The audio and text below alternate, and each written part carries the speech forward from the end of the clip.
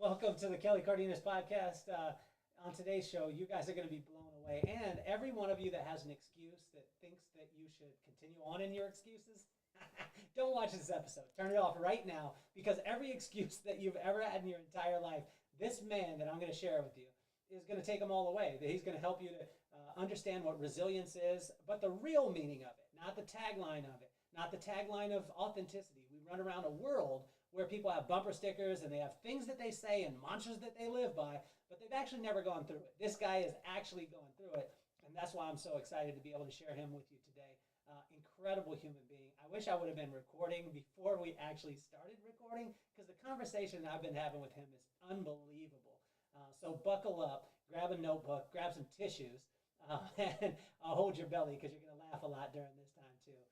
But I cannot wait to introduce you to my friend Brian Bogert, incredible speaker, author, and just human being, a dad, and this guy is absolutely incredible. So why don't we get this party started?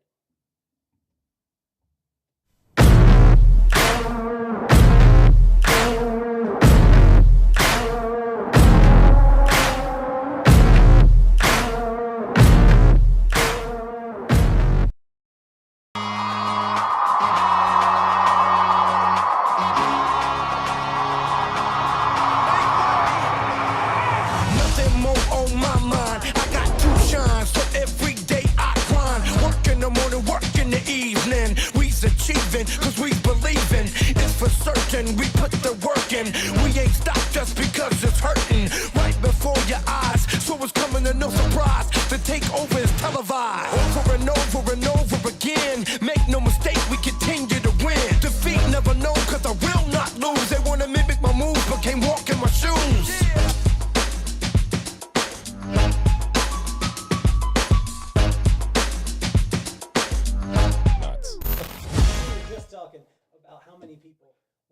Together. First of all, let's give a shout out to Mr.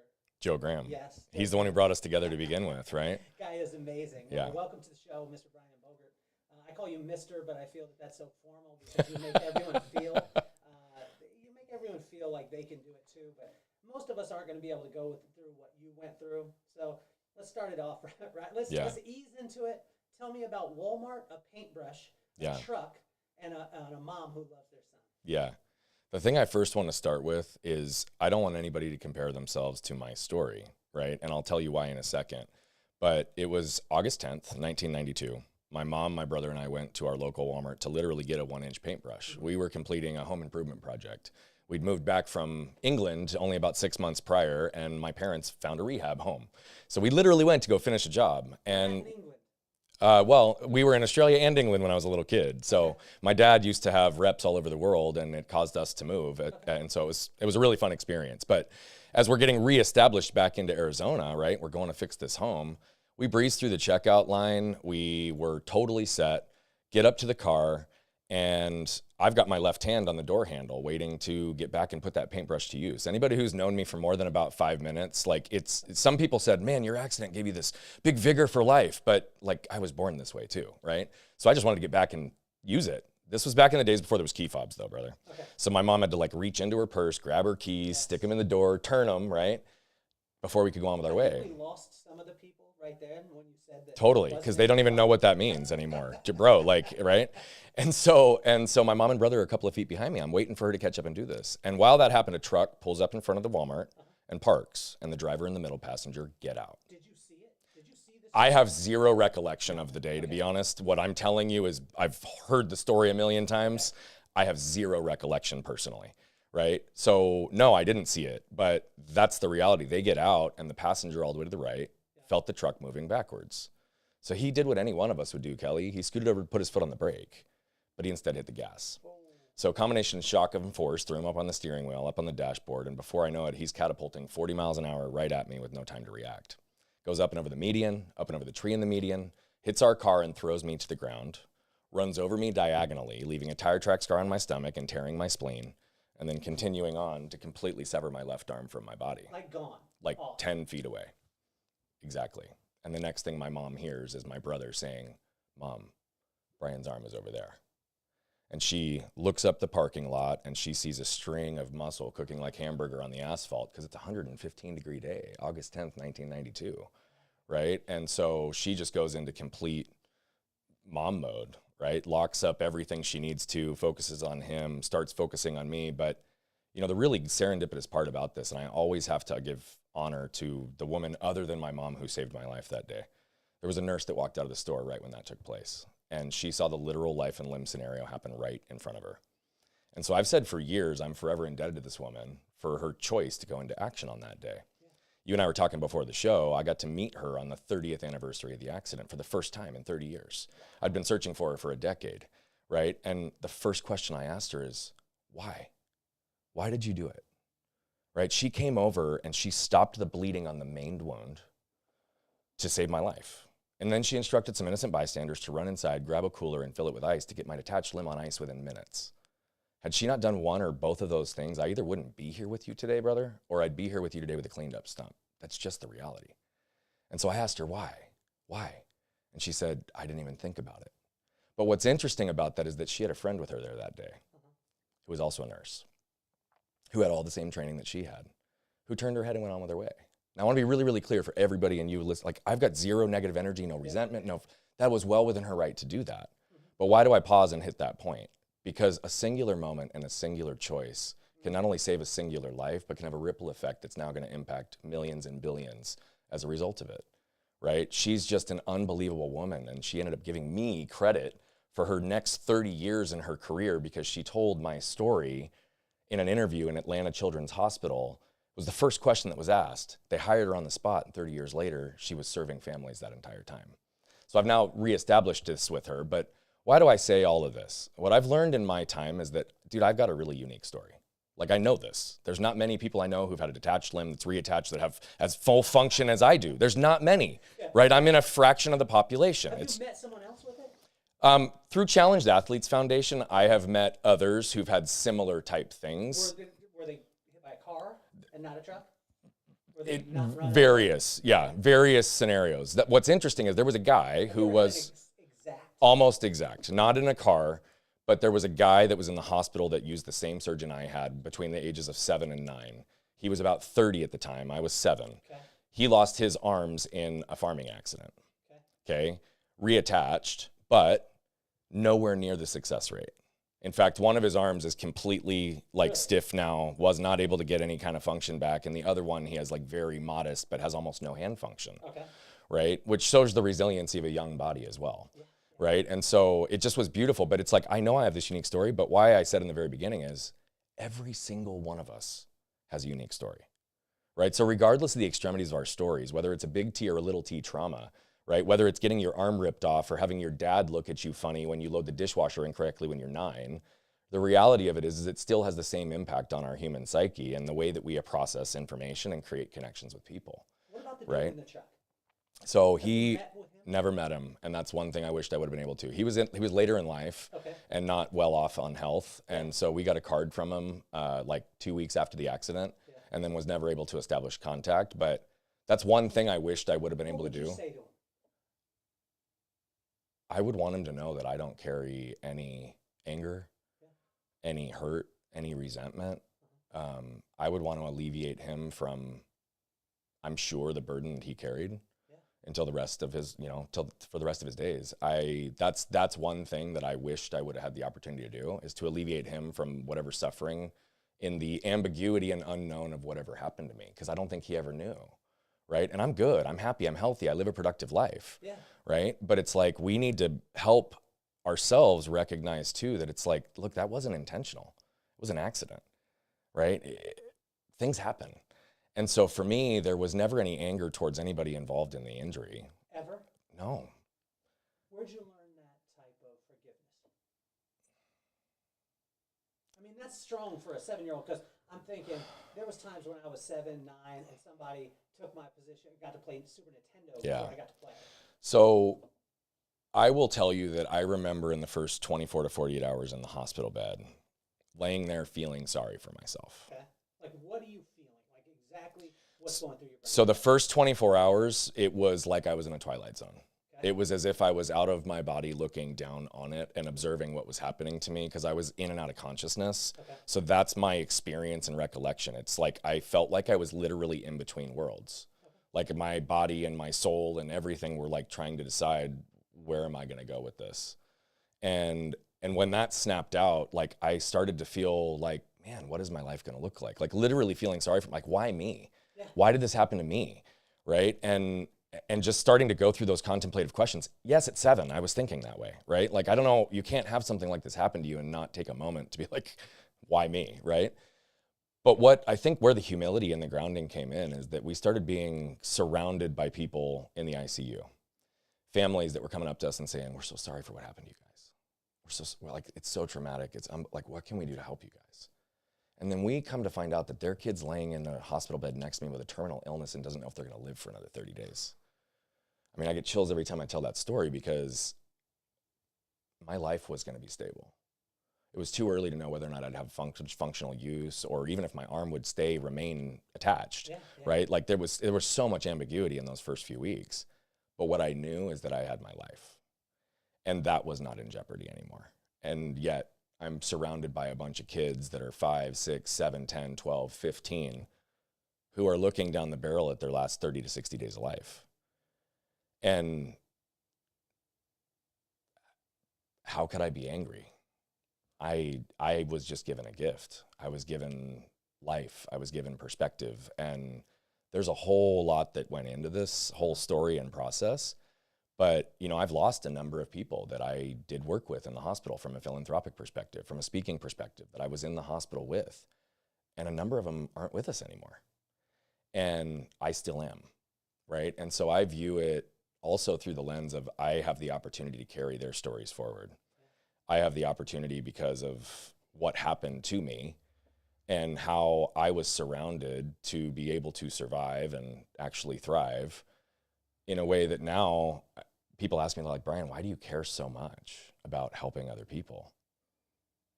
Well, if somebody hadn't decided to step in, I wouldn't be here with us anymore, right? Had that nurse not taken action, if I didn't have countless doctors make decisions and exceptions to work on me because I was a 7-year-old and they wanted to give me a fighting chance, right? The number of therapists that worked with me from an occupational perspective, a physical perspective, to help me understand like how I could utilize these things, right? My parents literally had this vision, and they used to believe like the idea of seeing their son grow up without the use of his left arm was a source of great potential suffering for them.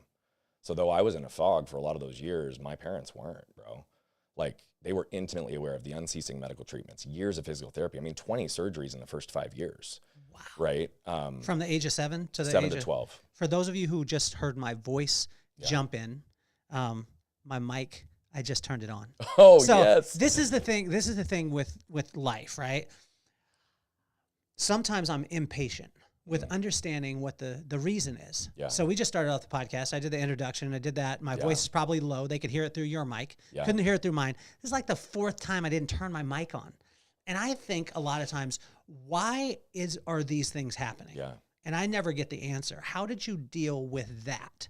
As far as like, why did this happen? Because as a 7 to 12, I would like to think you were Gandhi and you were like, oh, you know, this is for a greater purpose. But at those ages, how do you reconcile the fact of when you don't get an answer right away? Man, so I used to believe that this was my transformation story. And the truth is, it was the story that created just a bunch of trash from my past that I pushed through and pushed down for years. So I wish I could tell you that I processed it all and like allowed myself to feel everything.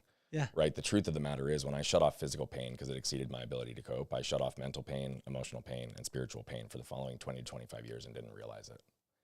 And so what happened to me is I got under this belief system that if I have a strong mindset, if I'm mentally tough, like I can do anything. Right. But here's really what it all started to happen through. I come out of the hospital and I have a teddy bear in between my arm. My arm has to heal at 90 degrees. Okay. I'm cute. I'm loud. I've always had like this gravity. So everybody's coming up to me and asking me, what happened to you? They're expecting me to be like, man, I was racing my brother on our bikes down the street and I crashed, or I flew off the jungle gym, but man, you should have seen me fly. Like, normal 7-year-old story. But what would I do? I'd look them deadpan in the eye and say I was run over by a truck and my left arm was torn off. Now, I got really, really used to seeing people's jaws hit the floor. Yeah. And then about 99% of those people, once they picked their jaw back up, they would pause. and they would turn to look at my parents for validation, which told me that they didn't believe me. They didn't see and understand my own truth that I'm living and existing in.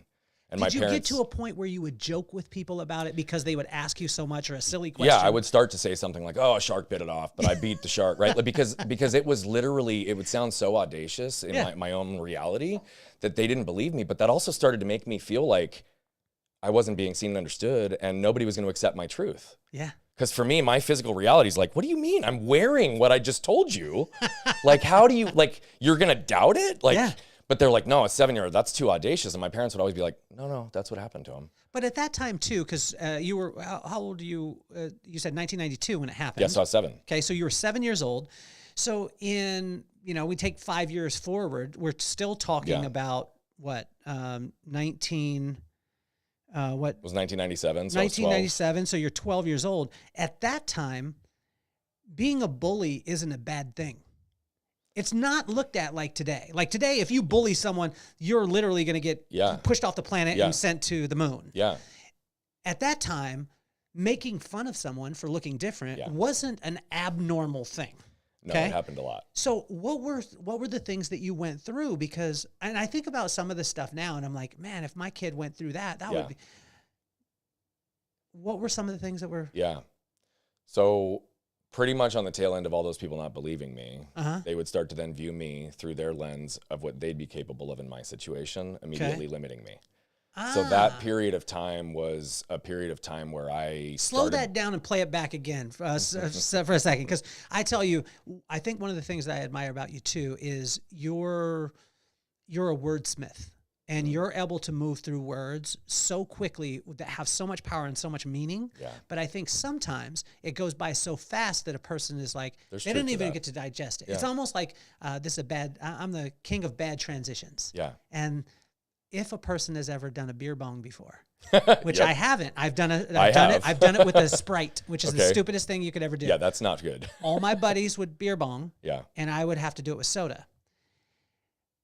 But sometimes it's like if you don't just accept it and let it flow through, completely surrender. You spit it up. It's like everywhere. You got to surrender. Yeah. So take us back to that part of when a kid views you through their lens. Yeah. And then you started being limited from it. So it was adults and kids who would view me through their lens of what they'd be capable of in my situation. And you took that on. Yeah, because they immediately would put limitations on me, telling me all the stuff I'd never be able to do. And I, first of all, have never liked in my entire life to be told what to do or what I can do in any capacity. Talked to my parents from the time I was born. I was like, what? Why don't you ask me to do that? Don't tell me to do that. Right? Like I've just never resonated with that. Do you think that's born in, or do you think that that's conditioning? I think it's both. But I think for me, it's probably born in. Okay. Because that was something that I had beforehand. But yeah, so kids they'd start to tease me. What would they say? I mean, back then when the terms were all appropriate, right? I was called a retard. I was called like every name that you possibly could. They called me a retard, even though it was a physical thing. Yeah. Okay. And so I was constantly looked at as an outsider. Okay. Until probably middle school, high school. I always had a handful of friends. Got it.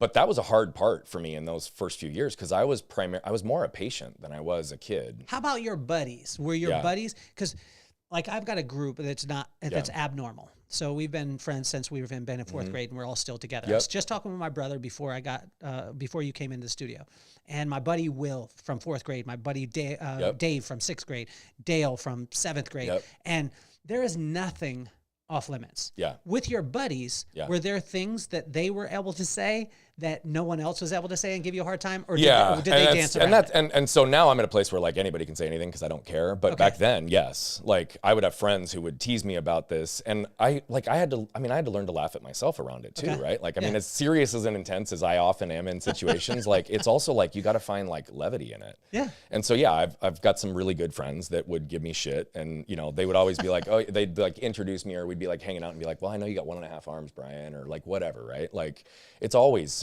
been there. At what point did you get to when you got a chance to be able to laugh about it? Because I found with things that I was insecure about, actually no one else cared. Yeah. Like, but I was insecure. Once I became okay with them, then it opened up this whole world. Like I didn't realize that I had a flat head.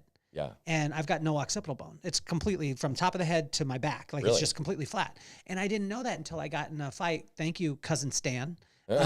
We were in a war of words, and he was like, "At least I don't have a flat head." And I was like, like, why would you say something so insensitive? And then I realized it, and at first I was self-conscious. Yeah. And I would only face you this way. I'd never face you to the side. Yep. And then when I got to the point where I was like, "Hello, my name is Kelly. I got a flat head," it changed for me. Was there a paradigm shift? Yeah, and I would tell you that the paradigm shift, honestly, was in the last 10 years. 10 years? Yeah. How old are you now? 38. 38. You're young, man. I could be your dad. Yeah, you probably could be. Yeah. My family's from Utah, so. Oh, there you go. So in the last 10 years, what happened in the last 10 years? Just a lot of healing, right? I mean, so all of those narratives early in my life caused me to create this narrative, which was Brian's good, Brian's strong, Brian's capable, Brian can do anything himself. Right. And that served me really well for a long time. Yeah. In proving to myself and proving to the world what I was capable of. So that's age 12 to age 20. Okay. Right. I would say 7 to 20, 13 to years. 20. Okay. There was a 13-year pattern. You were like, if you tell me I can't do it, I'll do it. So you were basically burning negative energy. Like you were taking the dog poop and then you were lighting it on fire and being like, I'll do it. Tell me I can't. Anything and everything, right? Really? That's what everything. What did you do that was silly because someone told you you couldn't, and then when you did it and accomplished it, you were like, "That was dumb." Deadlift 400 pounds. What? Yeah. Why the fuck would I ever need to deadlift 400 pounds? Someone said to you, "You can't deadlift." No, 400? somebody was like, "Oh, you're weak. You can't do that shit." And I was like, "I'll fucking show you." Right. And what did I do? In that next period of time, I trained and conditioned, and ultimately, how long did it take you to do it? Like 6 months. You dedicated 6 months because somebody told you couldn't do it. Well, and I also was curious. Yeah. Right. That was also There in a place of time where like I was not completely comfortable in my own skin. Okay. And I still hadn't shed those layers of like self-preservation and ego. Yeah. Right. And that chip that I had on my shoulder from all those people telling me all the stuff I wouldn't do, I lived my life in a lot of cases to be like, no, fuck you. I'm going to show you what's possible. Yeah. Right. And it was fueled probably more from a place of resentment and proving for a long, long time. Okay. Whereas now I would tell you, I'm so centered. I'm so clear. I'm so neutralized in who I am at this point that I love to show people what's possible, but I don't feel the need to prove a thing. So deadlifting 400, when you... I wrecked my right AC joint as a result of it. Did? Yeah, screwed up my back in the process, man. It was like so dumb. I don't have a lat on the left side of my back. I don't have a tricep. I'd have to strap my left hand onto the fucking bar. You would strap it on? Yeah, because my grip strength is my biggest failure point. So I would literally strap it on, and I would literally, bro, I would strap it on so that I could not let go of the bar. And I would just train and condition my core and my legs, I just did it. Why? There was no purpose other than to show that I could, right? Is there any functional thing in life that by deadlifting more you can actually do? I don't think so. Picking up luggage? Maybe. Like work, I I would argue that the functional movement of a deadlift, right, and the hip hinge and all that is good, but do you need that much weight and resistance for normal? No, you don't, right? Like you don't. But like have you ever got to a point like when you had kids, you were like, "Baby, I got this. I'll pick them both up because I got that always deadlift." Did. Yeah, I always. Maybe I've got was videos of me holding both kids in my arms. Maybe that was it. Yeah. Maybe. So, but no, I mean, I would do stuff like that all the time, man. What else? What's another one that you would do? I love the deadlift one, man. Do you have any video of the deadlift? You know I do. You do? I don't know if I have it. I don't know if I have it for 400 pounds. I've got it in the 300 plus. Can you send it to me? If I can find it. Yeah, that'd be awesome. I know I have some videos of me doing over 300, but I don't know if I have 400 on video. I want to send it to my buddy James. You know James Dixon? I don't. James Dixon is unilateral amputee, and he deadlifted, and he was a strong man, and they told him kilograms, and he didn't register it to pounds, and he went in and set the state record. And I believe it was the national record at the time. Wow. With only one leg. Yeah. That's awesome. So you guys can hang out, deadlift together. I would love that. You know what I mean? Maybe you guys could start like I love club. other adaptive athletes that do cool stuff. Maybe we could do the 400-pound club. Yeah, the amputee 400-pound club. See what happens with that. Dude, I mean, so I would snowboard. I would drop huge drops on mountain bikes. I would do anything. Were you going after that adrenaline rush kind of adrenaline junkie Yeah, stuff? I say now. I didn't realize it then, but I had to push the limits of death to feel alive. Really? Yeah. Okay. And so it was also just I mean, my rush threshold has always been high. Okay. But once you go through what I've gone through, Yeah. my pain tolerance is Ridiculous. stupid, to the point that I like, if I decide, I literally can shut off physical pain in an injury. Really? Yeah. I got to that level of ability to be able to do it. I mean, so when I was Does 20. that hurt you though? Because I remember a person saying a joke, like they said that if I had a daughter with that couldn't feel feel heat, and she put her hand on the stove, the dad would be like, "Oh wow, she's Yeah. a superhero." Yeah. The mom would be like, "Dummy, Yeah. she can't feel it." Has there been a time where you being able to shut off pain has actually caused more injury? All of me shutting off physical pain for the first 20 to 25 years caused injury. I mean, all of that was causing damage to my body. All of that was showing up and manifesting as physical pain. You know, what's crazy, brother, is like March 5th. So what? 9 days ago. Yeah. Was 1 year with zero physical pain for the first time in my adult life. Really? What type of pain?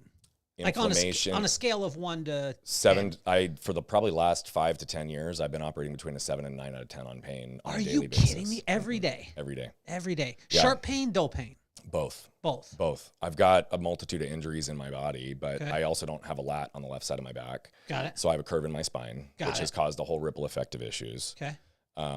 When I was road biking to train for an Ironman, Oh, you did an Ironman too? I didn't, because here's what happened. I've been mountain biking for 20 to 25 years, right?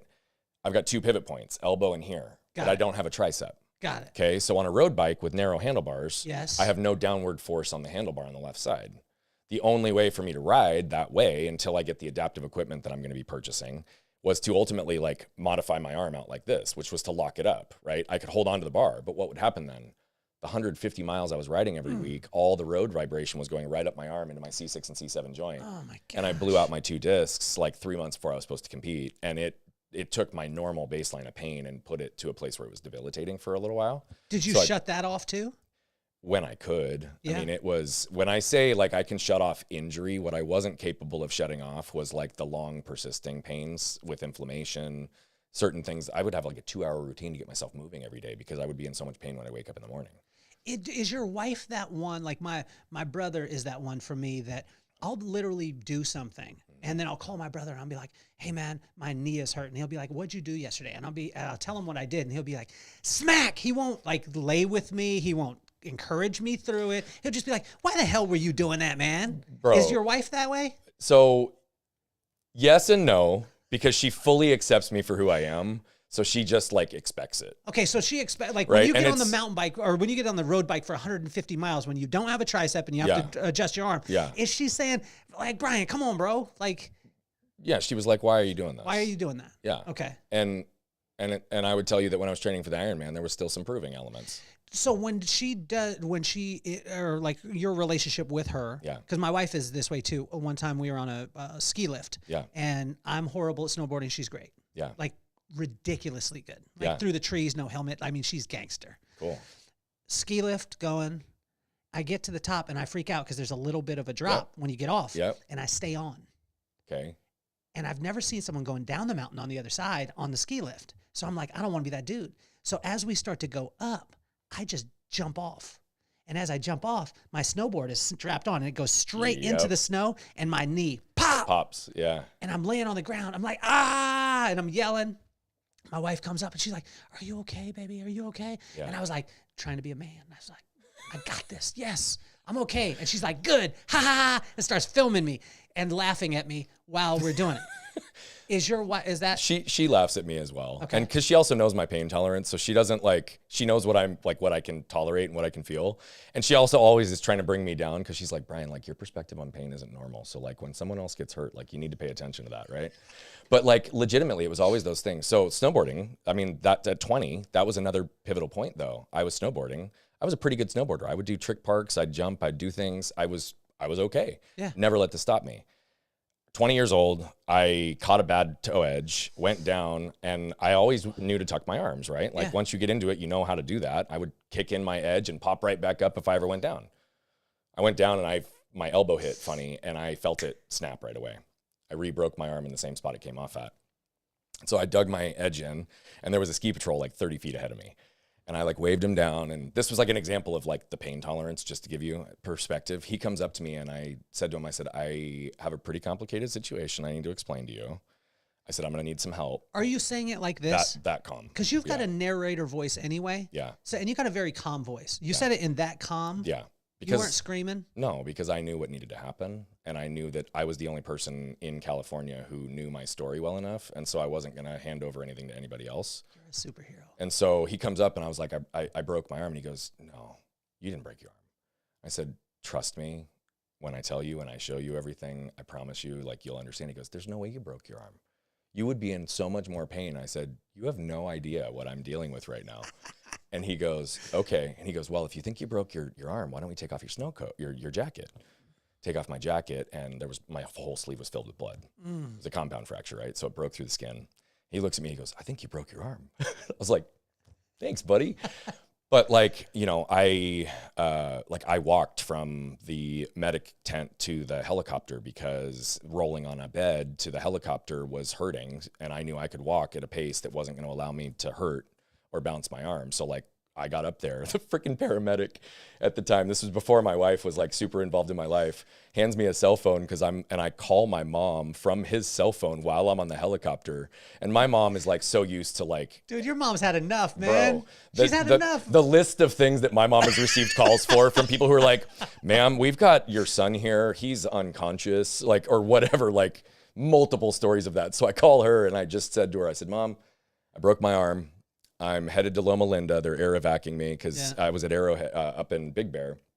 They're air evacing me to Loma Linda because they've got the skill set. I said, I need you to try to get any medical records you possibly can and get it sent over to the facility ASAP. And she goes, what do you mean? I said, I can tell them everything that happened, but if you can show them anything, it would be meaningful. And so by the time I got to the hospital, the medical staff had stuff. My mom was like on it, right? And I wouldn't let them give me pain meds because I didn't want to be wigged out of my mind. Yeah. And so that was one of those. They had to reset my arm twice that night, like a field medic. Yeah. Standard procedure for compound would normally go to surgery. Yeah. The doctors were afraid to touch it. Wow. So they didn't. They tried to adjust it, like a field adjustment with no pain meds. That was one of the more painful experiences I can like vividly remember. And I was sitting there at the time and I remember being able to breathe through it mostly, but I couldn't stop the tears from coming. It was excruciating when they readjusted it. And then I went 10 months with it hanging by my side. 7 surgeons who were afraid to touch me. And that was the period of my life that I started to realize the power of my narratives. Okay. And how disconnected it made me. Really? Because I was in college at the time, surrounded by friends, having so much fun, people I'd been doing stuff with, partying with, and I found myself completely alone. Really? Yeah. At what point was there a right after the accident and for the following few months? Really? Right. And was there a breaking point for you realizing this? Yeah, it was in the first couple of weeks. Okay, where was it? Where were you? I was at University of Redlands. That's where I went to school. Okay. But where were you like at that time when you realized, hey, I was in my dorm and I was sitting because I led a team of people. I was like an RC, so I ran a whole dorm. Okay. So I had staff and I was sitting in my apartment and was just realizing like how alone I was and how nobody was coming by to see me. And here's the thing, in the beginning, I got a little resentful. I got a little frustrated. I'm like, I've been doing all this stuff for all these people. Like, what's going on? Yeah. Bro, they bought into the power. Brian's good. Brian's strong. Brian's capable. Brian can do anything himself. But they added a 5th one. Oh, and he'll ask for help if he needs it. I didn't know how to ask for help. It's something I've only been learning and flexing that muscle for the last 5 to 7 years, right? In the darkest, most painful period of my life, I didn't know how to ask. So that's when I started to really focus on human connection. Yeah. And that was kind of like one of the next transitionary periods of my life, was this idea of vulnerability and authenticity, which, to your point in the beginning, there's buzzwords, but to me, those are the glue that binds human connection. Yeah. And so I got really, really good. What does it mean to you? Like, because we hear it all the time, and you'll hear a person will go through a coaching program. Yep. Mm-hmm. Okay. They'll go through it for 4 weeks. Yep. And then they'll be like, I'm a certified authenticity coach. And I'm like, come on, man. And then they'll be like, you just need to be vulnerable. And I'm like, I mean, that's why I love your story. Yeah. And even in us talking before we started, to me, you exemplify it. Thank you. right? So that vulnerability, that. Thank it you. really does, because it honestly, like, it's like nails on a chalkboard for me a lot of times. Yeah. You know, because a person will be like, they'll say the 7 tag words. You need to show up in your authentic self and be vulnerable. And then when you put yourself in a space and allow that space to be able to, I'm like, come on, man. Yeah. You went to the exact same course that my 5,000 million other people have that are trying to sell somebody something online. Which is also why nobody knows who to trust anymore. And the world is starving for authentic leadership. So for me, what does it mean? I believe that authenticity is a few things. Okay. We're all born as our brightest, most authentic burning light that we'll ever be. Okay. And then there's parents, teachers, coaches, employers who start saying, you should do this, you shouldn't do that, you should be this, you shouldn't be that, you should want this, you shouldn't want that. Okay. Narrowing us into this box of who the world has told us who to be instead of who we are. Yeah. Right. And so many people are privy to falling into that trap. I did. Right. To me, authenticity is getting back to the core of who we are. Okay. Right. And in the current state of life. So that's a process of ultimately healing pain. Got it. To shed the layers of armor that are protecting that pain so that we can actually allow ourselves to be seen in the world. Right. Authenticity to me is congruence. Right. Am I the same person when I'm with my wife and my kids that I am when I'm sitting with you, that I am when I'm on other podcasts, that I am when I was at Steve Sims' mastermind, that I am when I went to see David Meltzer and his whole crew for dinner last night? I'm the same person everywhere I go. Okay. I don't have anything to hide. I don't have anything to prove. Yeah. Right. And so authenticity to me is one of the ways that if we can get there, it's what allows us to have what I call a strong spine and a soft front. A strong spine is I know who I am, what I'm willing to do, what I'm not willing to do, my heart, my intent, my desires, my boundaries, my worth, my value, all of it, which means I can be unwavering in any environment because I don't need to protect myself. Right. Which allows me then to know I can lower my armor, which means I'm accessible to people. And so if I look at my wife and my kids, they want to come to me to be consoled. Do they want to come lay their head down on a metal chest piece of armor? No. Yet we go through this world and our ego and our self-preservation protects us, or we believe it's protecting us, but it's actually disconnecting us. Yeah. Right. So authenticity to me is congruence. Right. And again, when you see me on video or you meet me in person, am I the same guy? Yeah. Right. And it took me a long time to get there. Vulnerability to me it's in the same vein. You know, I think we all suffer for 4 reasons. We suffer for the things that are left unsaid, the things that we lack permission to feel or say, the things we lack the words to articulate or understand, and the things that are left undone. And so here's the reality. If those are the sources of suffering, every time I speak my truth into the world, every time I communicate something, it's like the last scene from 8 Mile. Eminem took away his competition's all of his ammunition because he just owned it. He just owned all of it, his flaws, his imperfections, his greatness, right? Like all in one little beautiful bundle. And so the more I communicate my truth and the more I've talked about the anger that almost separated and cost me everything I ever cared about, the shame that almost destroyed multiple businesses and relationships, the ways that I hid from the world for so long, when I was operating in this human connection window around vulnerability and authenticity, I didn't understand it beyond intellectual. And so how I operate in that window of time isn't how I view it today. So what I did then, right? So again, vulnerability, I believe true strength hides behind it, because now when I speak my truth, I'm acting and doing. But what am I also doing? Every time I share my story, my perspective, the things I've struggled with, the things we all fucking struggle with, right? I give people permission to feel and say things that they wouldn't have otherwise. Yeah. And I give them words to articulate and understand it so that they can now act or do and alleviate their own suffering. You know, that's such a big focus. But back then, what did I do? I got good enough at sharing just enough information about myself to get others to feel comfortable, to lower their armor so I could drive a Mack truck through and focus on their problems instead of my own. Wow. And I didn't know I was doing that, right? Yeah. But here's the reality. I didn't realize until 32 years old, 6 years ago, that what I've said to you a couple times on this show is that I shut off emotional and mental pain for 20 to 25 years and didn't realize it. So I'm sitting on the couch with my daughter in this beautiful moment. I come into tears, and I've learned to condition tears out of my world. I wish I'm working on accessing them again, right? Yeah. Because it was self-preservation that shut off my tears. But I'm experiencing it as joy and realizing that everything else I've ever felt in life was pale in comparison. And so now all of a sudden I'm sitting here like, wait a minute. I'm experiencing joy like this for what I believe was the first time ever. The truth is, it was actually my wedding day. There's not a damn good picture of me because I don't have a good cry face, and I was a mess on our wedding day. And I didn't know it was joy then. Like I just was strong emotion, but that's what it was. I was so happy to be marrying my partner. And so my daughter gives me this experience, and I started to realize human connection without emotion isn't really human connection. was the missing piece, right? And so now I used to operate from a place of sympathy, and it used to drive me crazy when my wife would tell me that, because internally I was feeling so much, but I didn't know how to express it, and I hadn't actually allowed myself to go to those places. See, when I started to unpack emotions and realize that I was shutting so many things off, I started to pause just long enough to realize all of what I was suppressing. And I would just try to extend and allow myself to feel a little bit longer. And it supports what I believe today, which is if we don't feel, we don't heal. You know, there's proof in science that's actually shown this. There's 40,000 cells in the heart called sensory neurites. They're brain-like cells that have cellular memory. And they've shown that if you go through the intellectual pattern of unpacking your past alone, and you don't embody the associated emotions, that you actually don't heal, that you actually don't change. And those same patterns will continue to repeat.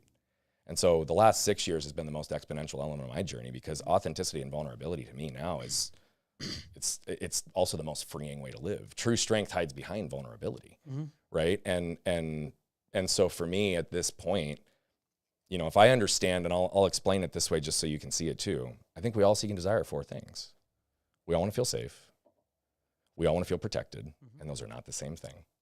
We all want to feel seen and understood, and we all want to feel connected, right? The second we walk into an environment that we don't feel seen and understood, protected, connected, what do? We tend to protect ourselves, right? Those 35-gallon black trash bags, right? Imagine unfolding one and holding your hands up like this. Now walk into any environment, right? You go into a place that you're networking and everybody's handing out business cards because they want something from you instead of for you. You're going back to see your family for Thanksgiving, and you know your aunt's going to treat you this way, your mom's going to look at you this way, and you're going to suffer for and you start anticipating, right? What do we protect ourselves? That trash bag is our armor now. So now imagine, how could I properly portray or expect anyone to see who I am, what I'm willing to do, what I'm not willing to do, my heart, my intent, my soul, my desires, delivered through an opaque force field? And that's assuming they're not carrying their own. That's going to further dilute the message. So the reality of it is, the second we protect ourselves, we guarantee we're going to disconnect ourselves from the 2 things we want most, which is to be seen and understood and connected. See, I lived behind armor for so many years, believing that I was being mentally tough, that I had a good mindset, right? But it's so much more than that. The world's highest performers, the ones that really reach freedom, are the ones that understand their intellectual, emotional, and physical narratives. And they know how to balance, listen to, and regulate between all of them. Why? Because they will all tell you the truth, and they will all lie to you. And so it's about separating in the moment what is real for us in this time, right? That cellular reaction, which causes protection, is a direct correlation to our nervous systems, because we're conditioned to want to survive. So the second we don't feel safe, of course our armor goes up, because we're anticipating threat, risk, harm, right? 100 years ago, you cut your leg, you could die. That's not our reality anymore. So it's time to update our operating systems, right? But here's the truth. These are times like how my wife, right? When I was dealing with stuff, she'd look at me and say something like, "Hey, honey, what do you want to do with the kids this weekend?" But remember, I'm holding this 35-gallon black trash bag up. I'm not hearing it correctly. That armor is protecting my shame. It's protecting my anger. And what did I actually hear? "Hey, honey, you've not done enough to be a good husband and father here recently, so what are you going to do to make up for it this weekend?"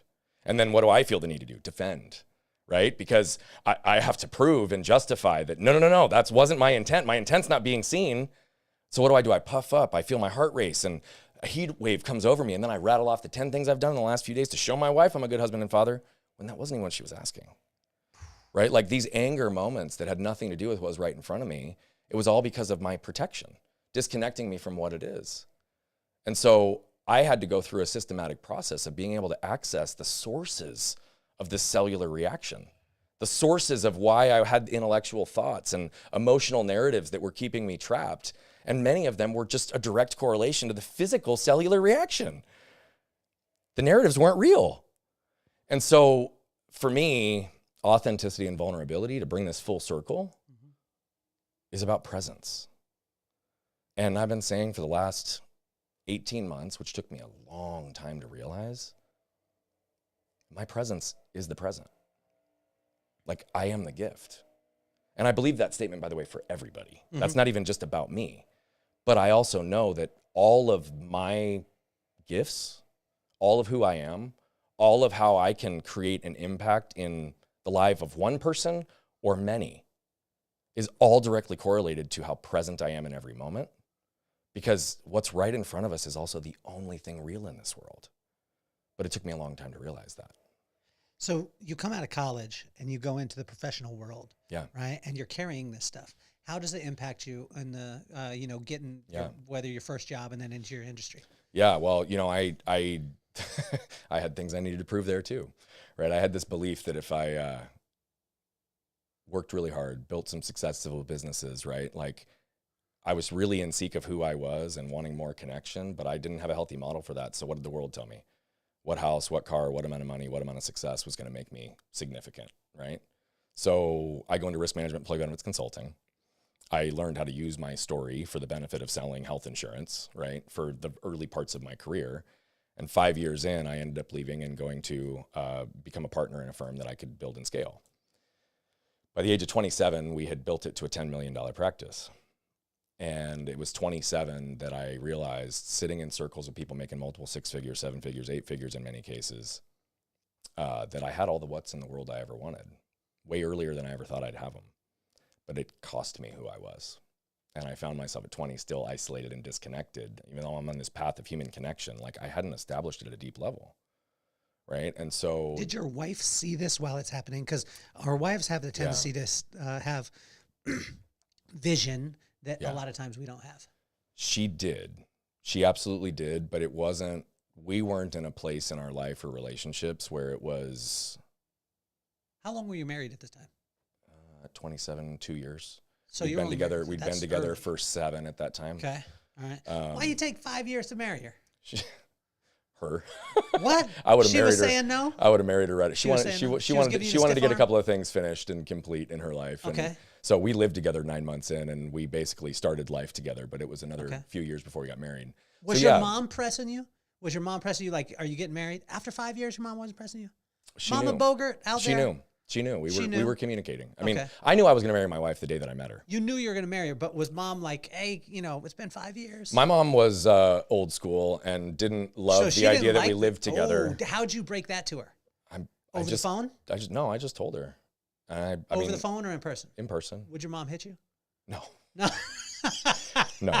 No. Are you sure? Ever?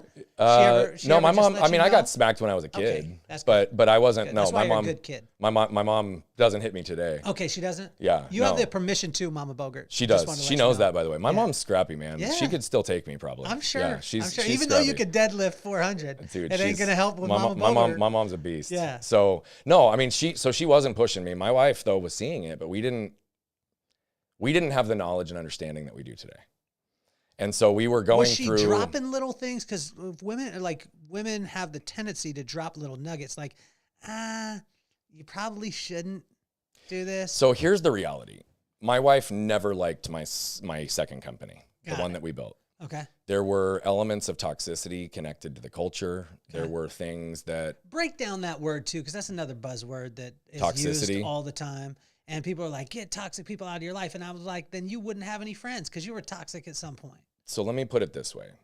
I'll just give an example, and I'm not going to reference the company name or anything else, okay? Won't. We'll put them in the bio, though. We'll link to their company. Make sure you have all the links and everything, yes. okay? Mama Bogert, I'm going to call her, and I could call her Mama Bogert. This was you can call her Mama Bogert all day long, Mama Bogert, I want to meet you because this dude put you through so much stuff. I still do, man. So much stuff. Yeah. Like, she don't need that anymore, No, Brian. she doesn't. Stop it, man. She doesn't. Stop it. She needs to smack you today.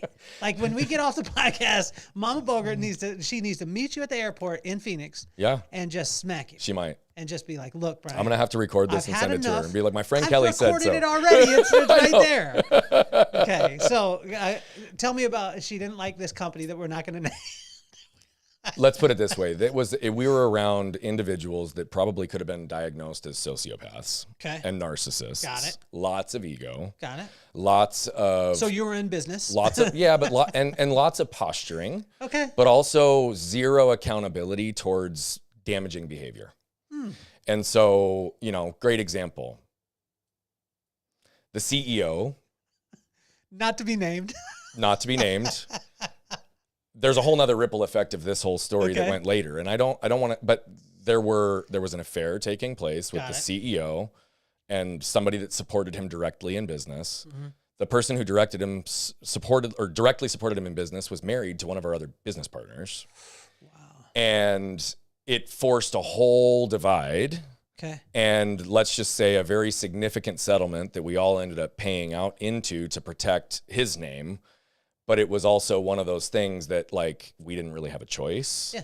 And so, there was lots of ways that like there were really reputational things. There was a lot of mistreatment of associates there, even amongst, our collective team and partners. It was very much cutthroat, right? It wasn't about how do we help people grow. It was, what do I get from you? Yeah. And it was one of those environments where it was like, if you even mentioned the name of a prospect that you were going to go work on, there would inevitably be somebody in the room who's like, I know them. They're my best friend. You need to take me out with you. We're going to joint venture this. And then they try to take 50% of the revenue, right? Like it was that kind of cutthroat model. Okay. Yeah. And it served me really well in lots of ways. Okay. Right. But it was. Because you're in a place where if you're told you can't do something, you're going to go do it. You want to prove. So you're going after it. It was literally it. And I got so much heat in the beginning because I was the youngest partner that was ever a part of the firm. And you're going to get it. And I was told by all these people, I'm not going to be successful. And I was like, fuck you, watch me. I know, I've deadlifted 400 pounds. Right. And so, and when I left, I had a significant book. I was a third of our office and everything. So it was, but it was a lot around proving, right?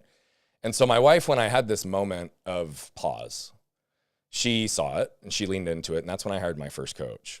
And a month into working with him, he said, Brian, you got to be doing this. I said, doing what? He goes, Brian, your personal story, your professional story, all the philanthropic work you do, all the money you've raised, all the people that you help. He goes, why wouldn't you get paid to speak and coach? And I looked at him and I was like, fuck you, dude. I'm paying you a lot of money not to help me, to help me figure out some other shit, get more intentional and aware in my life. And now you're trying to add something else to my plate. I wasn't even open to hearing it. He saw me in a light that I wasn't capable of seeing myself. 9 months later, after he trickled it for 9 months, I was given a sign by the universe that was too bold to refuse. What was it? It sounds insane. And every time I tell the story... Everything about you is insane. You got run over by a truck. You're still sitting here, man. Got on a mountain bike, locked up your arm on a 150-mile ride. Mama Bogert's going through a lot of trauma, and you tell me, oh, this was going to shock you. Ain't nothing going to shock me today, This one sounds like man. much more abstract and woo, and every time I tell it, like, I even catch myself, and I'm like, is that really what happened? Because it sounds crazy. Every single day for 30 days, I got a text message, a DM, an email, a phone call from someone or some organization that was reaching out to me to just say, thank you. Thank you for the impact you've had in my life. Thank you for that piece of advice. Thank you for what you did in our board meeting. Thank you for stretching us from a $13 million to a $25 million capital campaign because we never saw we could do it. Thank you for, and the list went on. Every day for 30 days. It was really weird for the first week. Really weird. I was like, what is going on here? Okay, but you think that's for us as listeners or even as your friend, you think that's going to shock me? And the fact that you got run over by a truck and your arm is across the parking lot sizzling? Like that. Maybe it's about how I normalize my own life. Because this maybe to that me, is. I mean, I have a tendency to your point, that's not woo to me. I have a tendency to your point to brush through elements of my story because they're so normal to me. Okay. And keep in mind that when that happened, I was at 27 and I still wasn't connected. Got it. So this idea that I had this impact in all these people's lives and that they, without prompt, without me asking, without seemingly any purpose, were reaching out to me to just say thank you. I didn't know how to receive then. It's something that I've only learned to do in the last 3 to 5 years. Yeah. And so then it was, I used to believe that words of affirmation were like my love language. But here's the truth. My style of shame, there's 2 talk tracks. I'm not worthy and I'm not good enough. I'd be lying if I said I didn't have moments there, but that wasn't my predominant narrative. The other one is when you shut that down, you show up in the arena, you're ready to go to battle. Who the fuck do you think you are? See, everything major I did in my life, I felt the need to apologize for. And the bigger I lived, the more I felt I needed to pull the throttle back in my life. So when I'm receiving words of affirmation, it actually made me feel worse about myself. And so back then, I had to take that impact moment over those 30 days and really sit with it. That's some complicated stuff inside the head, man. Yeah, it is. Say that again, but say it like I said, you are, it blows my mind because I'm like, damn, maybe I'm just not that deep because I'm thinking maybe I had some trauma, but hell, that was life. And you just go through and you're extrapolating say it again, say it slow, say it with your chest.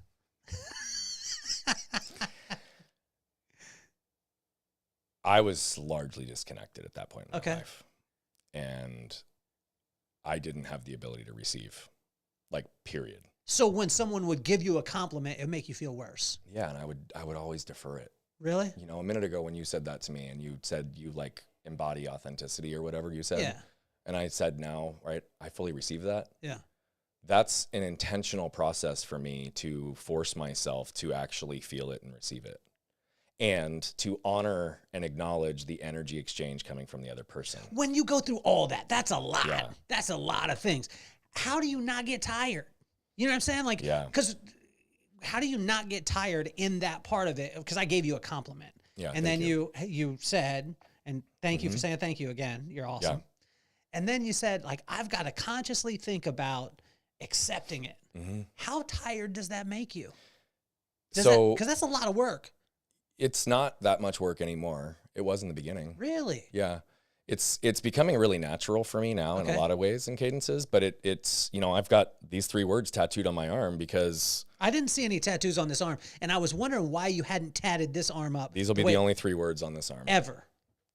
At the current, Why? I'll never say never. Why? But I will tell you that that's my plan for now. I don't think you could ever tattoo that arm. I don't think I will. I'm just joking with you. I thought you would maybe do it. No. I mean, so here's the thing. The reason I never wanted to is because I look at the scars are the stories that were chosen for me, and the tattoos are the stories I chose for myself. Ah, okay. And so the distinction and contrast between my body is like pretty interesting, right? Like, what's funny is I meet people all the time, or I'll be on stage telling my story, and people somehow don't recognize my arm. To me, it's so bluntly obvious. It's like so boldly obvious. It's 4 inches shorter. It's smaller. It's not that obvious though. And this is what I hear from people. But to me, I look in the mirror and I see the difference. And it's not a comparison or judgment difference. It was for a long time. Now I see the beauty in it. Yeah. Right? But when I was 20 and I'd walk around with my shirt off, what did I want to be? I wanted to be buff like all the other guys. And I wasn't able to develop this pec because I don't have a tricep. And there was a lot of things I couldn't do with weightlifting that just were different. Right. And so what would happen my whole life if I had my shirt off or I wore a tank top, because I live in Arizona, I love coming to the beach. I spend 40 plus days a year out in San Diego because I love it out here. I love to be, and I don't hide it. But what would happen? Most people would laser focus on my arm. And then I started to get tattoos. And it was really interesting. People get confused and they don't know where to look because they're drawn to the art and they're drawn to the stories. But then when I don't have a shirt on, they're like, wait, where do I look? And so it actually has led to even more conversation, and more people will ask me about my tattoos that will then lead to a story about my arm, then will ask me about my arm. Most people just stare. And so what should a person not ask? Because I think for the person out there, like I was taught from a very early age, if you see it, ask about it. Like, yeah, me too. And I do. Like if I see somebody without a leg, I just want to know. Yeah. And so not all the time, but most of the time, they appreciate the curiosity. Yeah, I always do. Is there the side though that you're like, I asked a Navy SEAL the other day. Okay. I said, what shouldn't I ask you if I meet you? He was like, body count. And I said, oh. He said, because there's so many times people think of us as SEALs or as, special ops, and they instantly think they can ask that question. And I was like, oh, wow. But it helped me to be aware of it. What shouldn't a person ask? That's a really good question, and I haven't heard it phrased that way. So I want to honor the question that you just asked me.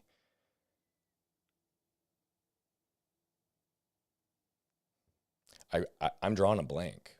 I would actually rather empower people with a way to ask anybody anything.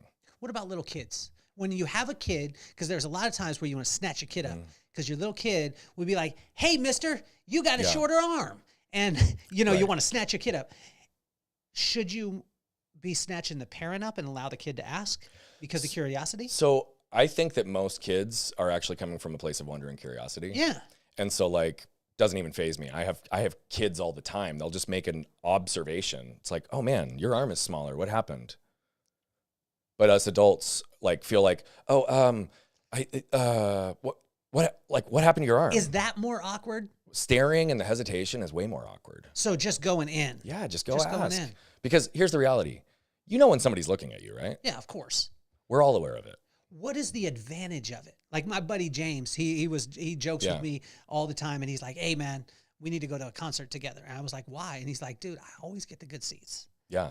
And so what is some of the advantages that you've seen that sometimes until people know you, they don't realize, like you can joke about it now. Yeah, you totally. can laugh. You can all the stuff. What are some of the advantages?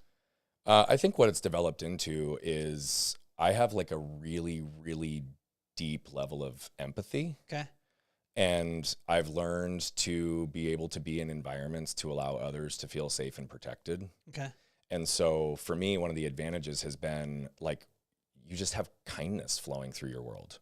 People just do things randomly for you, right? And even sometimes if they don't know your story, because I've had to tell it so many times, or because I've been put on the spot, or people have judged me or limited me, you know, even connected to this concept of receiving, it's like I can just operate with heart. And that took me years to do, but it's given me an ability to see people in a way that most can't. So early on, was it sometimes offensive to you when a person absolutely. would overly, you know, hey, Absolutely. let me help in this, and you're like, nah, I could do this myself. What I never liked was people who would just make assumptions on what I couldn't do. Okay. Right. Now, do you take it? I mean, is there some I get it, and I you'll- understand the context. I don't get worked up about that, to be honest. You know, what is interesting though is it's like, what are some of the cool things that you're like, you used to stop someone from doing, and now you're like, oh, let me just go ahead and let them do it because they. Oh. Is there anything? So yeah, actually last night was a great example of it. So I used to be really embarrassed that one of the most challenging things for me to do, believe it or not, is cutting steak. Because I don't have a tricep. So unless I'm standing above it like on a cutting board with a big old butcher's knife and I can just slice through it to hold the meat down, even if it's a really tender piece of meat and a really sharp knife, I don't have the same thing as like the riding the bike. I don't have a tricep to put downward force on it. So the way I have to cut, I'll be shaking the frickin' table, right? And so there were times early in my life that I would struggle to cut my steak at a professional environment or dinner because I had too much pride and ego to just tell somebody, this is one of the things I struggle most with. Do you mind taking 2 minutes and cutting my steak for me? Yes. Or being looked at funny when I would order a steak in a nice steakhouse and actually ask it to be pre-cut, and they'd look at me like I was crazy. And then I'd half the time be like, well, I had my left arm ripped off, so it actually helped me a lot, right? But last night, I just ran into somebody, and I sent him a message on this last night. I told you I dropped into David Meltzer's dinner. I wasn't going to eat because I was just on the 405 right off, and he's a buddy, and anytime I can be around him, I want to be, right? So I pop in, and I knew a bunch of people in the room. There was a guy there that in October at another event that we met at, I was just really upfront and honest with him, just a heart-centered guy, just like unbelievable human. Last night, he saw I kept getting pulled into conversations, and I wasn't planning to eat. And he says, hey, Bogert, come say hi over here for a second. And I come over, and he had half of his steak cut up on his plate and had gotten an extra fork. And he said, I knew you weren't planning to eat, but I also knew that if it was cut for you, you'd probably sit down for 2 minutes and eat it. Wow. And I sent him a message last night, bro, because like, it's such a small percentage of the population that would think that way. To just serve and to just do it completely out of heart with like zero he remembered from 6 months ago that I couldn't cut my steak, and he helped me one night, and he proactively cut a steak so that I would eat. Wow. So, I mean, those are all advantages, right? Do you ever take advantage of it? I would tell you that I have in moments. Have you ever reached for the check and been like, oh, I can't reach it, and then So I have a buddy who yes, I have a buddy absolutely who legitimately has alligator arms. I mean, he's got more resources than many people I know, and he's the last person to ever he'll take. And so yeah, there was absolutely a time like he's got alligator arms, and I went and I was like, bro, I can't, I literally, and he's like, can't you use your other arm? And I was like, no, I can't. I'm left-handed. So no, I mean, there's absolutely times I don't I'm at the place now, like, I just love to fuck around with it myself. Yeah. Like, I don't. When's the last time that you, a stranger where you kind of gave him a hard time? Shit, last night. It was real quick. So Flex Lewis was there. He's a buddy of mine. Yeah.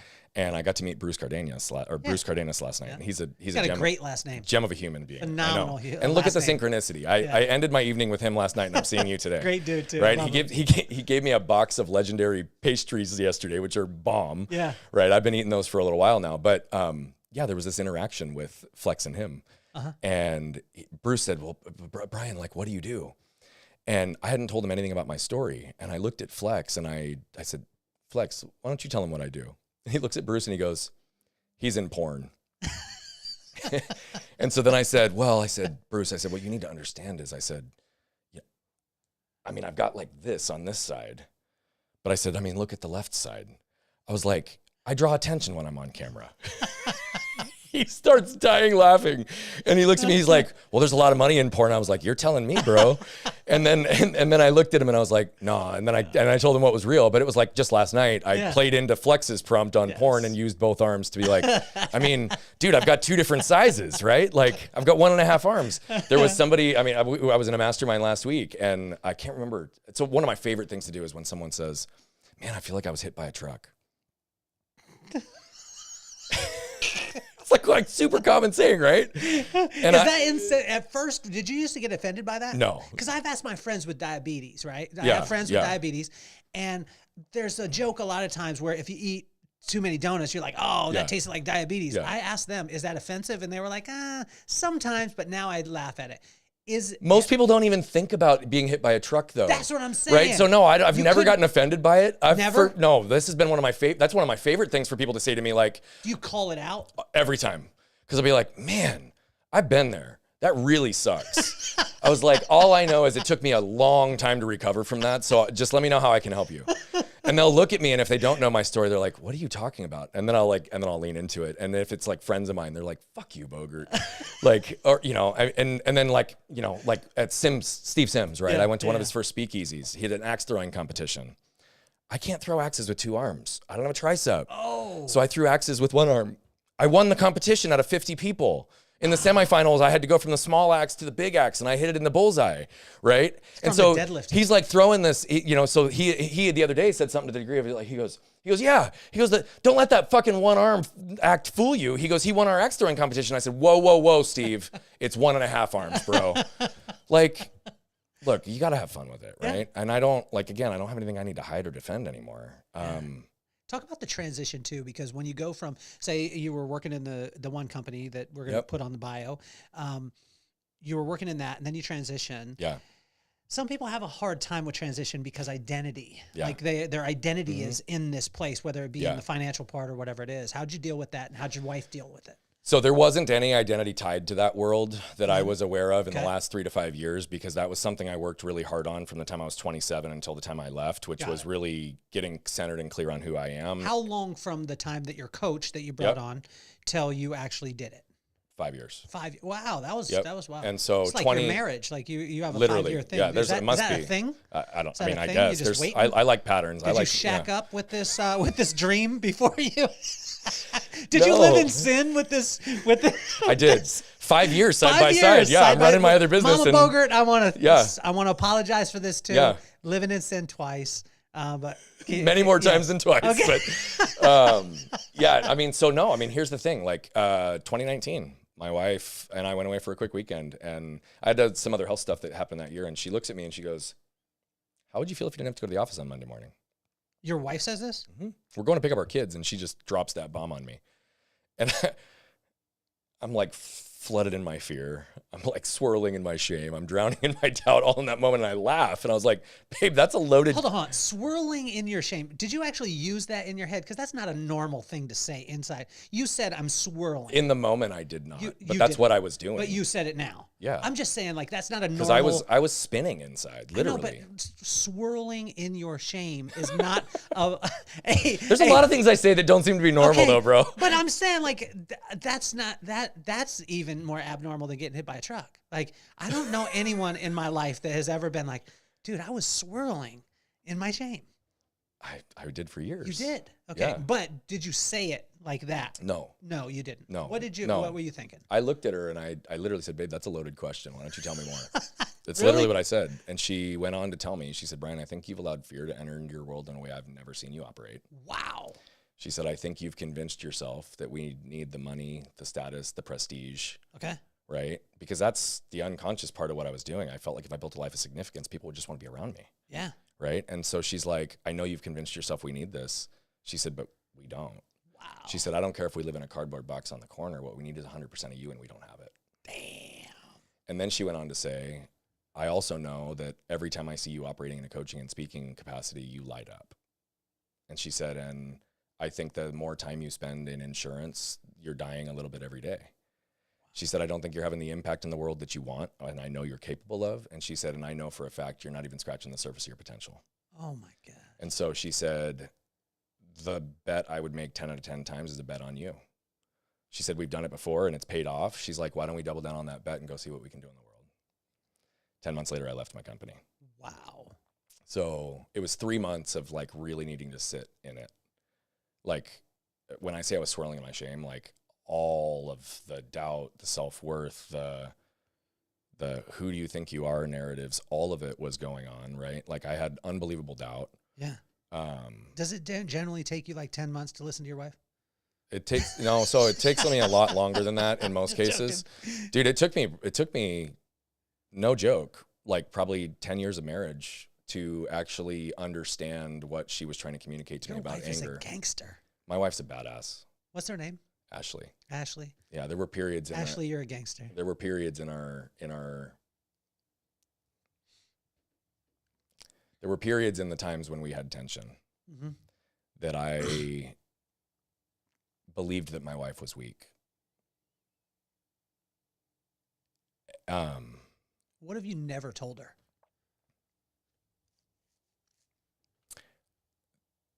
I don't know that there's something I've not told her at this point. We're so transparent now. What do you not tell her enough?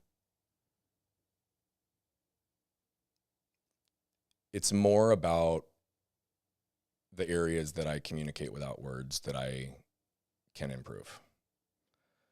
Caring for my wife is the greatest way for me to demonstrate love for her. And that's typically through physical touch. Yeah. Right? Rubbing her feet, rubbing her back, holding her.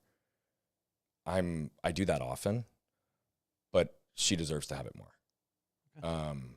So yeah, no, it took me a long time. I mean, I say today, my wife and I have been together for 17 years. Yeah. We hid from each other for 14 and convinced ourselves in that window that we were in the best place in our marriage we'd ever been multiple times.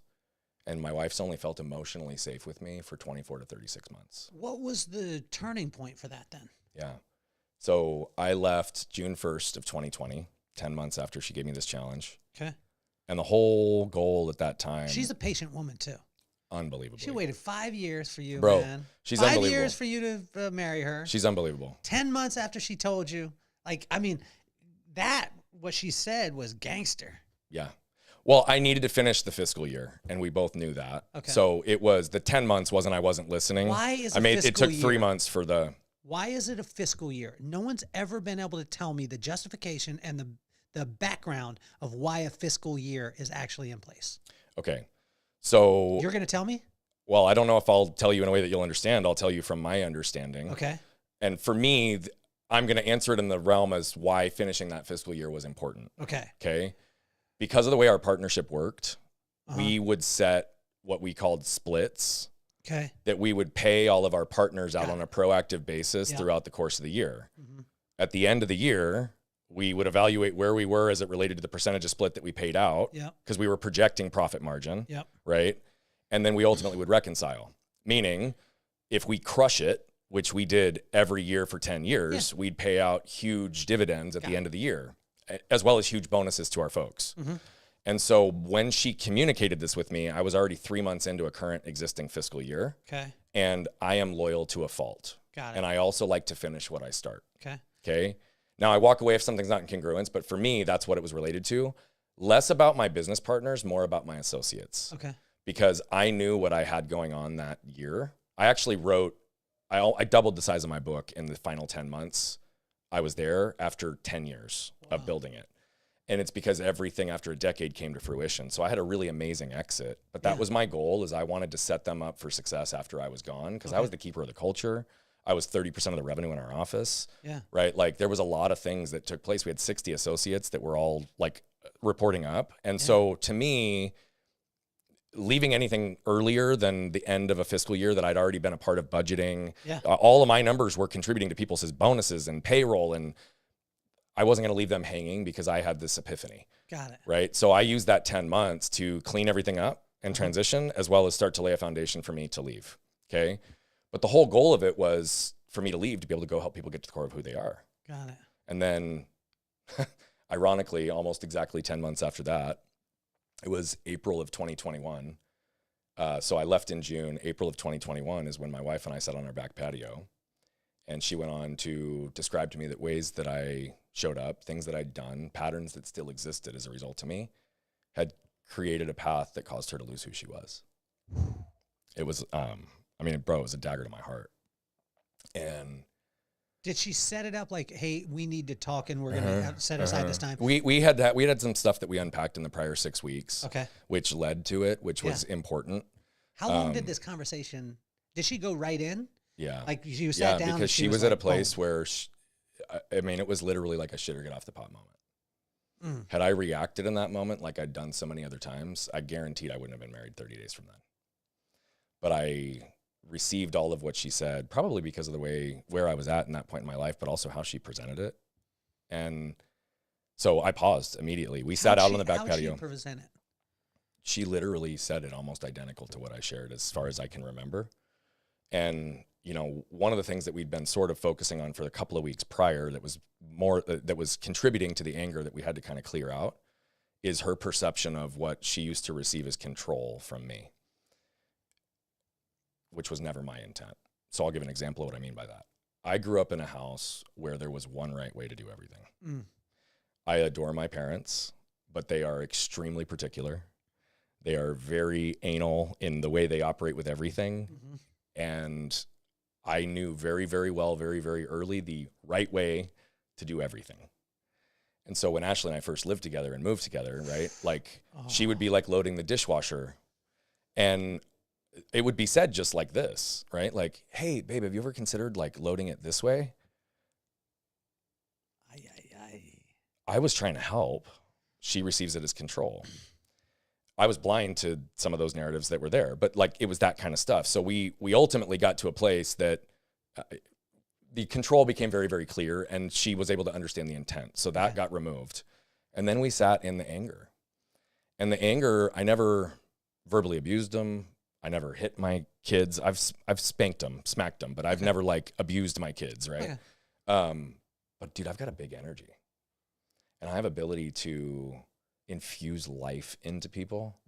Imagine that flipped 180 degrees. And even if it's not directed at a person, right? If the doorbell goes off and our 2 little chihuahuas would start to bark and I got on sensory overload, it would present like anger because I'm tensed up and all of this, right?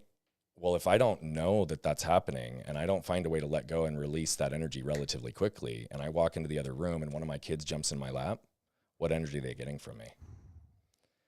And so, it was really, so what happened in the moment is I handed my phone to my wife and I said to her, I need you to get with the teams, clear my calendar for the next 10 days, and I need you to hold on to my phone for the next 10 days.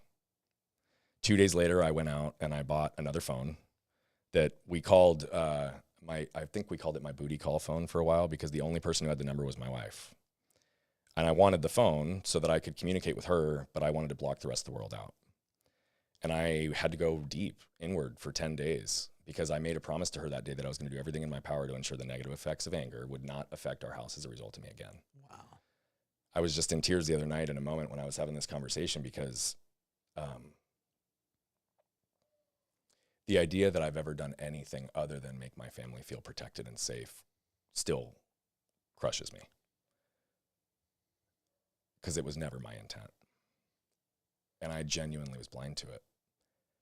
I'm a big believer, and a lot of our waste to wealth methodology supports what I had to go through to find these places. But I'm a big believer that if we don't get to the source or sources of what's causing our reactions and start to unpack them, understand them, and actually understand not only the lessons we can extract from them, but what are the narratives, what are the ways that I'm reacting, how is it showing up and moving through my body? If we can't start to understand those things, then we're always going to be in a reactive state. And we will be in a reactive state in an unconscious way that we don't understand even what we're reacting to. Great example. One of the major sources of my anger, I was given a little bit of a gift in a somewhat traumatic way as well, 5 days after this conversation. There's another 5 for you. I took my kids And going to Vegas after this, bro, man. like, let's go. We're going to put everything on 5. 5. I dropped my kids off at school, and my kids, like, I'm a father and husband first, period. It's the only thing binary in my world. And they give me so much light, so much love, and like the way their brains work is just phenomenal. And I've got 2 special needs kids that have different neurodiversities, which makes them even more remarkable in my opinion. Uh-huh. And so that was great. So we have this amazing trip, and then I'm coming back, and I approach traffic and a complete stop in the road. And I'm one of the people that's getting up close enough to it to see it. And I feel and experience a lot in every room and environment that I'm in. Mm-hmm. And I was like intimately aware of the medical staff, the emergency vehicles. There was a pedestrian accident where a kid was run over by a car. For obvious reasons, I'm sure you can imagine that unleashed some stuff for me, and the timing of everything I believe is perfect when we allow it. Mm-hmm. It wasn't a coincidence that happened to me 5 days after my anger conversation with my wife.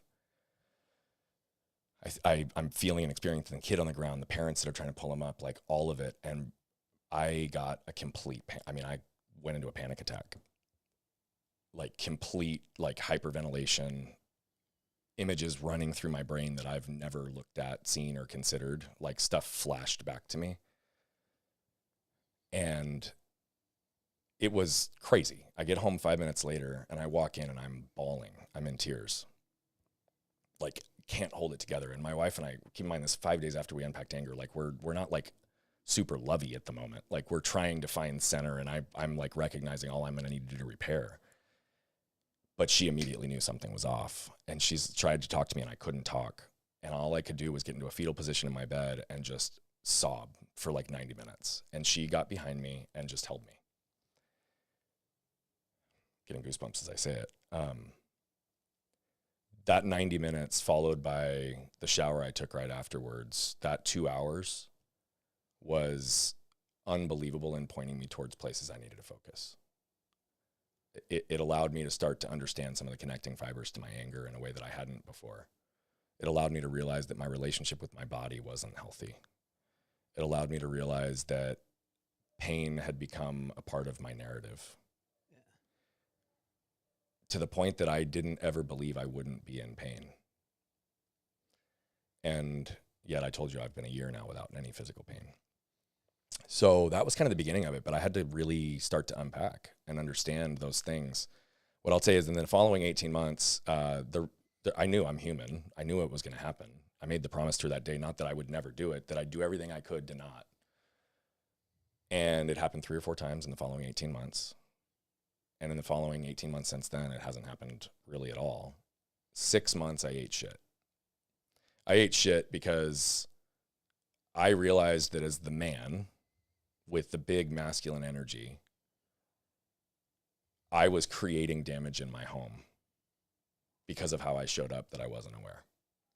I saw fear in my kids' eyes that same period of time, mm-hmm. which crushed me. Fear in their eyes because they think that dad's going to do something just because I was scary. Why would I ever want to scare my kids? Never. And so all of this created such deep levels of repair. You know, that's why I say she's felt emotionally safe with me for 24 to 36 months, but we've reversed generational patterns in our home. And there was an unfortunate experience a year ago that I won't go into details on that forced a conversation with my kids. And there was an area I was still carrying some guilt that was alleviated about a year ago.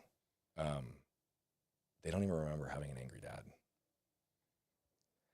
So to the lens of like showing people what's possible, mm-hmm. I went from believing I was in the best place in my marriage I'd ever been to not knowing if I was going to be married for another 30 days, to eating shit while my wife would react on me and I would just have to like just absorb it and take it for a few months. Mm-hmm. She grew up in a house with a dad who broke furniture when he got angry.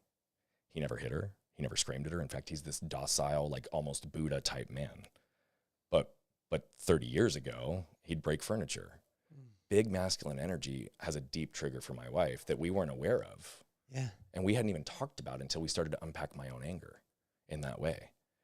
And so is that part my fault? No. But that's what I say to everybody is the trash from your past is not your fault. It's generationally patterned. It's inherited. Mm-hmm. But it becomes your responsibility once you become aware of it, or you start burying others in yours. So I had to realize that I needed to stop dumping trash on my wife in all these moments that were creating damage. 6 months in, she took a breath and she said, I think it's time I do some work. And then it's been a path we've walked together since that point forward, which has only taken us deeper, like more intimacy, more trust. And what's really cool is like we're at a place now where things that used to trigger us between each other don't even register anymore. Yeah. Right. And we've worked so well to be able to see each other, understand each other. And it's like now we empower each other with different language, right? If my wife says something to me today and I feel something, I'll just pause and I'll be like, hey babe, I felt triggered by what you just said, which tells me I didn't hear you correctly. Can you pause and restate it so I can try to hear it through a more neutral lens? And if I'm not capable of doing so right now, can we maybe pause this and revisit it later so that we don't create damage in this moment? Mm. Right? Like the thing is if there's damage, ownership is required and repair is the only way to neutralize and diffuse the energy and start to bring people back together. But if that damage continues to happen time and time and time and time again, then there's no trust. There's no foundation that's underneath it. So what were we doing for 6 months? Reestablishing trust so that she could believe that I could be in a non-reactive state. So that she could feel like she could say what she wanted to say always without having to anticipate walking on eggshells because I had reacted in so many little moments before that didn't even register for me. Right? Because my intent was never aligned with how my actions were coming out. Wow. And so no wonder the world didn't see me and understand me. Because why? Because the world will never judge you based on your intent. The world will always judge you based on your actions. And so this was a moment of creating congruency in our life that I just had to go deep. And you know, again, literally, it's one of those other areas. I shine possibility in the light of possibility. Do you know how many marriages, relationships, long-term experience, so many of the dynamics of what I just talked about? They don't talk about it with anybody. They don't talk about it with each other. They believe that it's not going to be possible. They divorce, they separate, they leave, they create all this other damage. There's hate, there's reactions.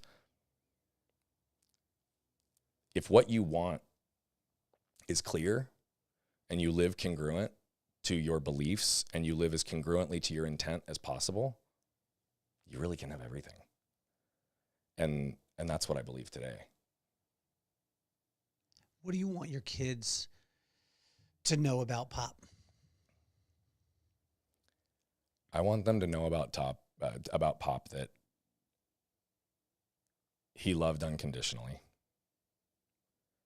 that he lived in a way that gave others permission to live the lives they want, that humanity is really all we have. And there's so many places that are toxic, are difficult, are divided, but we're really not that far away from each other. And so how do we allow my kids to understand that Dad learned to become objective and non-judgmental, to meet people wherever they are and be able to walk with them on their journey that way?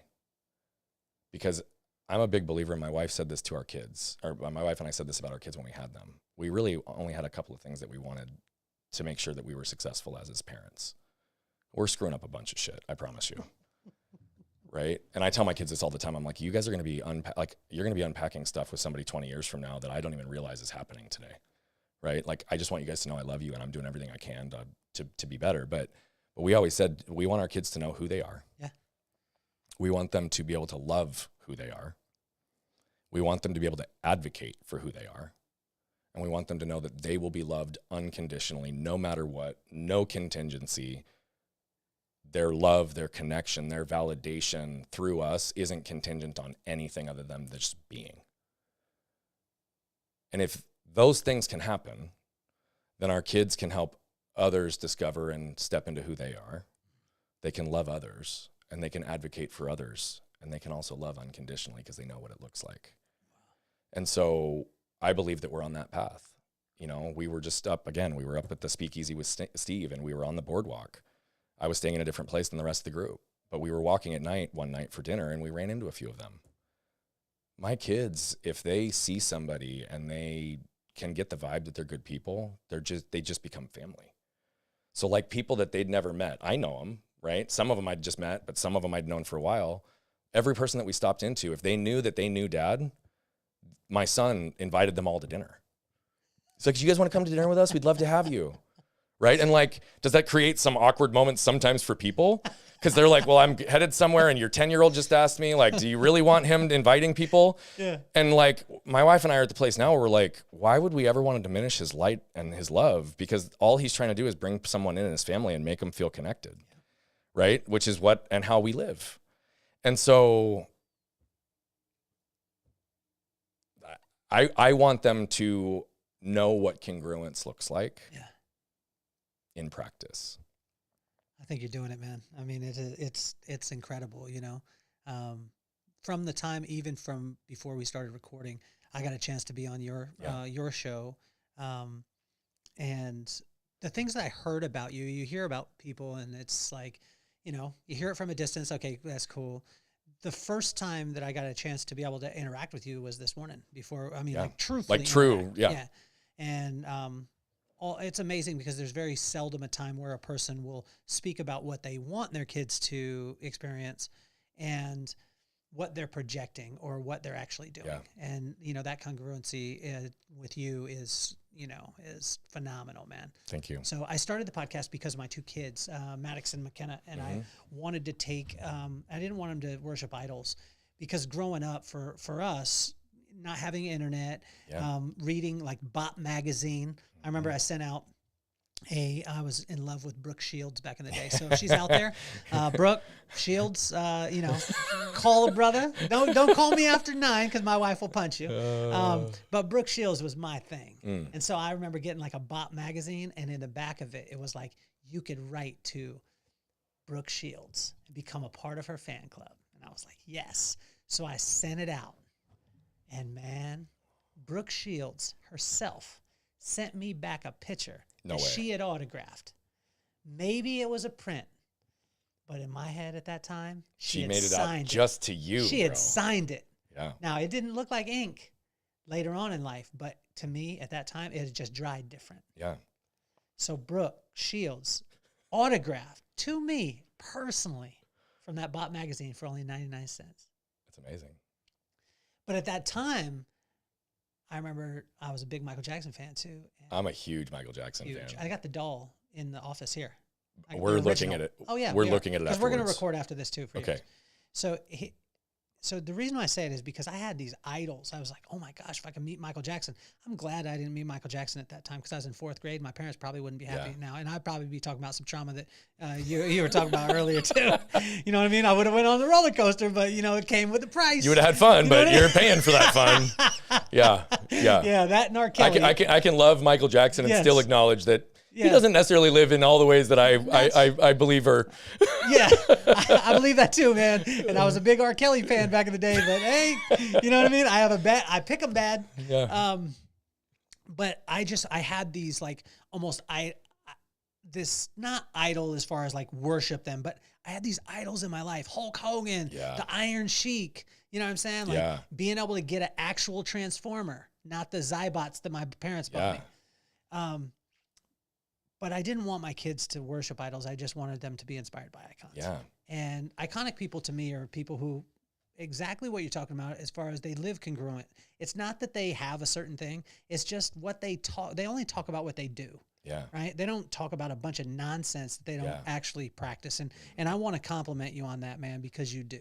And thank you. So what advice would you have for Maddox and McKenna? And if you could call yourself Uncle Brian that got hit by a truck, it would work out well. So start it off with Uncle Brian. Uncle Brian wants... No, Uncle Brian that... Wait, what? Uncle Brian that... That what? Got hit by a truck. Oh, you want me to get They don't have an uncle that's been hit by a truck. Uncle Brian that got hit by a truck and has 1.5 arms that I've told many people was bit off by a shark and I fought. Yeah, that Brian. I'm that Uncle Brian, that guy. The one who deadlifted 400 pounds to show the world that I could, even though it never served a purpose. That guy, that same guy. Yeah, that's that Uncle Brian. That's the one that everybody's going to remember now. I was a little slow on the uptake there, bro, but I got you now. You weren't present with me, Brian. I told you. I was. I prompted you, man, but you weren't present. I wasn't. I thought I was present, but there was not giving me your presence. There was a lapse of it, and I took away the gift. Mama it's okay. Bogert, can you smack him? Smack him for that one too. Okay, so let's start it over again. Do the take. Here it is. All right, and scene. Uncle Brian, who was run over by a truck and had his arm told off, wants the two of you told off. Torn off. You Did I say told? Told. Okay, take 3. Hold on. Did I really say told? You said told. We'll go back to the tape, man. All right, here we go. Okay, all right. I'm throwing the This is official. I'm throwing the challenge flag on you right now. Remind me their 2 names again. Maddox and McKenna. Maddox and McKenna. Okay. Okay, scene. Maddox and McKenna, this is Uncle Brian. I was run over by a truck and my arm was torn off. And what I wished someone would have told me earlier in life is that if I didn't feel, I wouldn't heal. If I didn't find a way to communicate about any of the little bumps, levels of resistance, emotions that made me feel yucky and didn't fill my heart, no one told me to talk about it. Talk about it. Normalize it. Communicate about it. Because the more you do that, you'll realize the less you have to hide and the more others will actually follow the light that you're shining instead of you being stuck within your own shadow. Brian, you are a gangster, man. I mean, it is unbelievable. Like this time, I got to talk to my buddy James. He prayed for us before we actually, before this happened. I called him. I was on my way to Starbucks, and he prayed about this, and it's amazing to be able to spend the time with you, man. I'm so grateful for the opportunity, dude. I love you. I love your vibe. No pun intended. But truly, like I knew the first time we got on the phone. I knew when we jumped on that you were real. There was something different, and you're somebody I wanted to explore with, my friend. So I'm grateful that it was a 2-way street. I ain't deadlifting. I ain't gonna deadlift at all. What we do have in common that I don't listen to my wife a lot.